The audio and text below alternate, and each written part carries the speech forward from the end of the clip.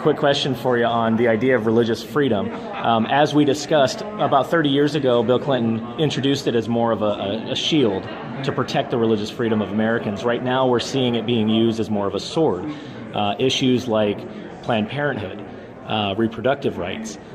This upcoming session, you're going to face it when it comes to education, with vouchers, with savings accounts. I'm curious, where do you stand on this issue?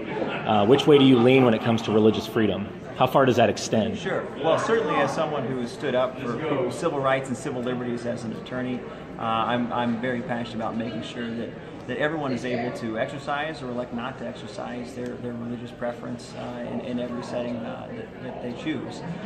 When it comes to things like education savings accounts, I mean, when we talk about the opportunity to have a quality education system, it's very disturbing to see that there are people in this state who have supported underfunding our public schools for 7 consecutive years, cutting, and now ready to run from our educational institutions and say that the only alternative is homeschooling or private schooling in our communities. So we should do everything we can to make sure every Iowan is able to exercise their civil rights and civil liberties, and make sure that the Iowa Civil Rights Commission gets adequate resources to be able to investigate complaints as they happen.